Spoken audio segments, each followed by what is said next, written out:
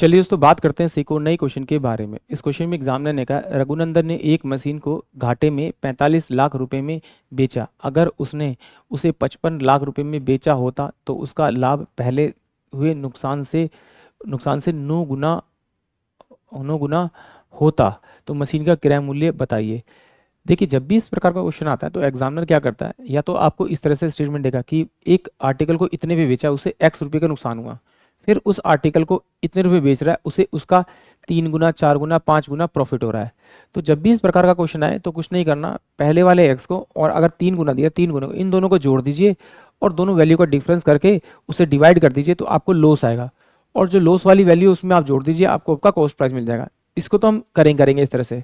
But इसका एक question और आता है, वो कैसे आता है, वो कहता है कि भाई एक आर्टिकल को इतने रुपए बेचा और एक्स रुपीज का उसे लॉस हुआ। फिर दूसरे आर्टिकल को वो इतने बेचता है और उसे एक्स रुपीज का प्रॉफिट होता है, यानी कि सेम प्रॉफिट और सेम लॉस होता है। तो एग्जामिनर बोलता है क्रय मूल्य निकालिए। तो जब भी ऐसा क्वेश्चन आए तो दोनों की वैल्यू को जोड़ देना है और 2 से भाग कर देना है, तो आपको क्रय मूल्य मिल जाएगा। और जब ऐसा मिले तो दोनों की वैल्यू को घटा देना है और दोनों का जो दे रखा है आपका लॉस और उसका जितना गुना आपका प्रॉफिट दे रखा उन दोनों को जोड़ के डिवाइड कर दें, तो आपको लॉस की वैल्यू मिल जाएगी। और लॉस वाली वैल्यू में आप जोड़ दीजिए तो आपको कॉस्ट प्राइस मिल जाएगा। तो चलिए हम इसे दोनों तरीके से करेंगे, आपको अच्छे समझ में आएगा। तो देखिए पहले हम इसे नॉर्मली कर लेते हैं ऐसे ही। देखिए 45 लाख रुपए में बेच रहा है, फिर 55 लाख रुपए में बेच रहा है, तो इन दोनों का जब डिफरेंस करूंगा तो डिफरेंस कितना आएगा मेरे पास में 10 लाख का। इकाई दहाई सैकड़ा हजार 10,000 और ये लाख 10 लाख, 10 लाख का डिफरेंस आ रहा है। और ये कह रहा है पहले एक्स में बेच रहा था, अब कितना बेच रहा है आपका 9x में। तो इन दोनों को जोड़ दी 10, तो 10 से भाग कर दीजिए आप इसे, तो कितना आएगा आपका आपका 1 लाख। और इस 1 लाख को इस 45 वाले में जोड़ दीजिए। 4 5 1 2 3 और 4, इकाई दहाई सैकड़ा हजार 10,000 लाख 10 लाख, और इसमें जोड़ दीजिए आपका ये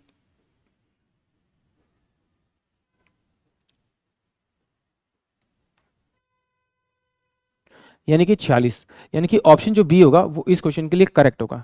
अगर इस तरह से नहीं करना तो फिर आइए जरा देखते हैं कि एक्चुअली में किया है। मुझे पता है कि इसने दिया है सीपी, इसने मुझे दिया आपका सीपी क्रय मूल्य। उसमें से अगर मैं लॉस माइनस करूंगा तो वो बेच रहा कितने में, 45 लाख में। इकाई दहाई सैकड़ा हजार 10,000 लाख 10 लाख 45 सीपी।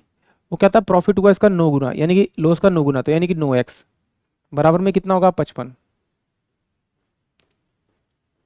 दोनों का डिफरेंस कर देंगे, सीपी से सीपी कटेगा तो ये क्या होगा माइनस का 10x हो जाएगा आपका।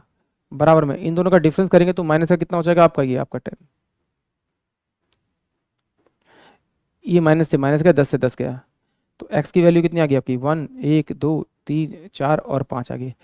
इस x की वैल्यू यहाँ पर रख दीजिए, इधर जाके क्या हो जाएगा ऐड हो जाएगा। तो ये कितना हो जाएगा आपका 1 2 3 4 5 और एक ये हो जाएगा आपका। तो इसको ऐड करेंगे तो कितना हो जाएगा आपका, ये 1 2 3 4 5 और 6, यानी कि 46। यानी कि ऑप्शन जो बी होगा वो इस क्वेश्चन के लिए करेक्ट होगा। आई होप आप सभी क्वेश्चन समझ में आया होगा।